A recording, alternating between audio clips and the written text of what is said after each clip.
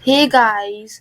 तो आज मैं आपको बताने वाली हूँ पांच कुछ ऐसे लॉज जो आप सभी को पता होनी चाहिए। So let's dig into the video.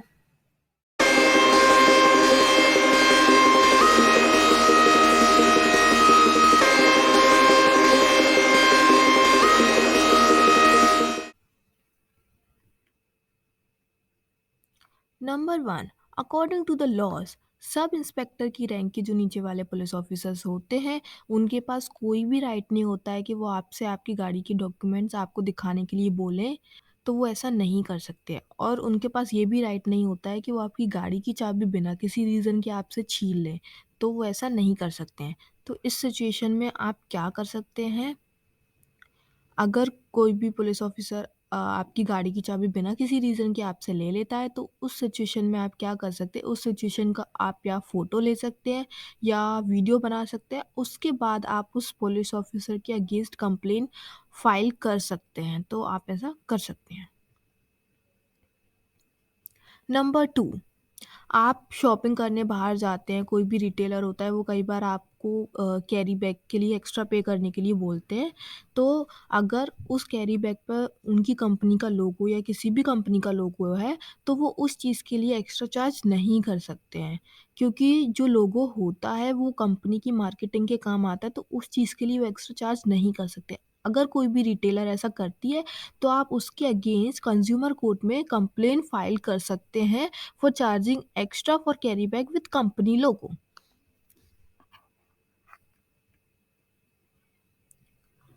Number 3, अगर आपको अनलॉफुली डिटेन कर लिया जाए, कोई भी पुलिस ऑफिसर बिना किसी रीज़न के, बिना कुछ बताए आपको अरेस्ट कर लेता है और मजिस्ट्रेट के सामने पेश भी नहीं करता है और एफआईआर भी दर्ज नहीं करता है, तो उस केस में आप क्या कर सकते हैं? आपकी फैमिली या फ्रेंड्स सुप्रीम कोर्ट या हाई कोर्ट में हेर्बियस कॉर्पस की पिटीशन फाइल कर सकते हैं अंडर आर्टिकल 32 और 226।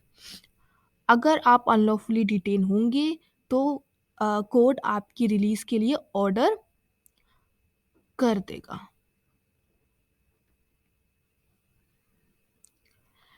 Number 4, rights of arrested person के पास क्या राइट्स होते हैं? तो इनमें से कुछ राइट्स आप लोगों को पता होंगे और मे बी कुछ नहीं पता होंगे। तो सबसे पहला जो राइट होता है, आपको ग्राउंड्स बताए जाएँ कि आपको क्यों अरेस्ट किया गया है, ये आपका राइट है, जानने का पूरा अधिकार है। सेकंड जो राइट है, आपको बिना किसी अननेसेसरी डिले के मजिस्ट्रेट के सामने पेश किया जाए, और आपके पास ये राइट है कि आपको बेल पर रिलीज़ किया जाए, और आपका जो भी प्रोसीडिंग्स वगैरह हैं वो फेयर होनी चाहिए और जस्ट ट्रायल होनी चाहिए। लॉ के अगेंस्ट कुछ भी नहीं होना चाहिए। आर्बिट्रेरीनेस ऑफ एनी ऑफिसर वो नहीं चलेगी, और आपके पास राइट होता है कि आप एक लॉयर को कंसल्ट कर सकें। और आपके पास ये भी राइट होता है कि अगर आप फाइनेंशियली कोई भी लॉयर हायर नहीं कर सकते हैं या जो भी लीगल प्रोसीडिंग्स वगैरह होती हैं उसके लिए पे नहीं कर सकते हैं, तो आपको फ्री लीगल एड प्रोवाइड करवाई जाएगी गवर्नमेंट से, वो आपका राइट है। और नेक्स्ट जो राइट है आपका, राइट टू कीप क्वाइट। आपको अगर कुछ भी नहीं बताना है पुलिस ऑफिसर को या मैजिस्ट्रेट को, किसी को भी आप कुछ नहीं बताना चाहते हैं, तो वो आपका राइट है कि आप ना बताएं। कई बार ऐसा होता है कि पुलिस ऑफिसर मारपीट करते हैं या आपको फ़ोर्स करते हैं कुछ भी कबूल करने के लिए, तो वो पुलिस ऑफिसर ऐसा नहीं कर सकते। अगर वो ऐसा करते हैं, तो आप उनके अगेंस्ट कंप्लेंट फाइल कर सकते हैं।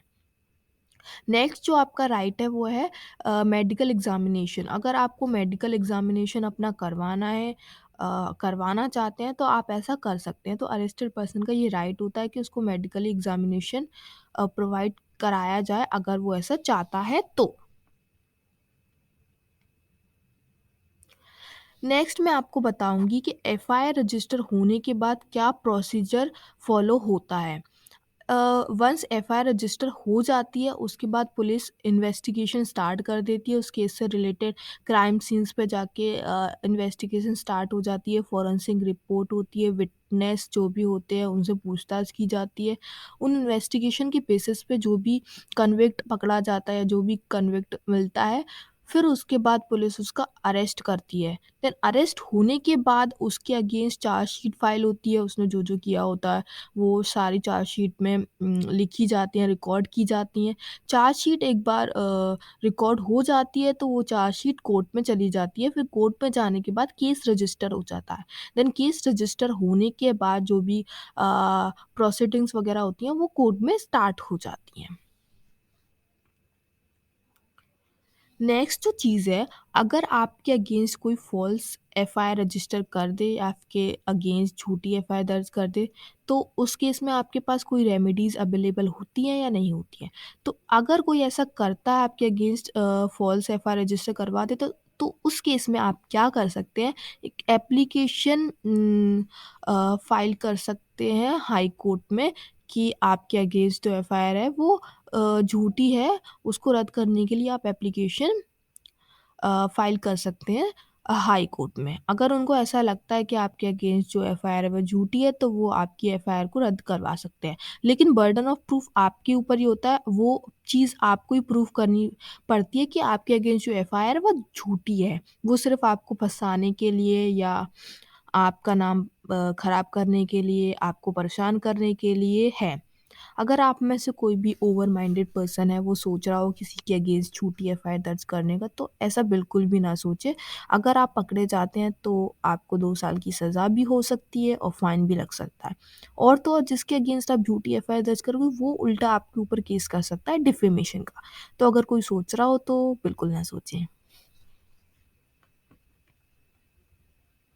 नेक्स्ट जो चीज़ है, सुपरमार्केट वगैरह कई बार एक्सपायर प्रोडक्ट बेचते हैं, कई बार एक्सपायर प्रोडक्ट आपको दे देते हैं और फिर बाद में वो वापस भी नहीं करते हैं एक्सपायरी डेट के।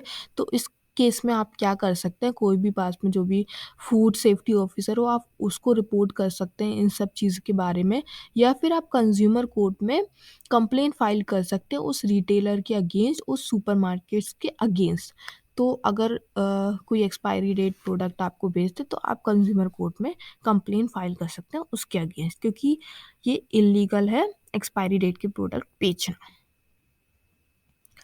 Now thank you for watching. अगर आपको मेरी वीडियो अच्छी लगी हो तो इसको लाइक करना, कमेंट करना, शेयर करना और सबसे इम्पोर्टेंट चीज़ सब्सक्राइब तो ज़रूर कर लेना।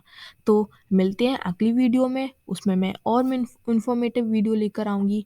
तब तक के लिए बाय बाय। C you.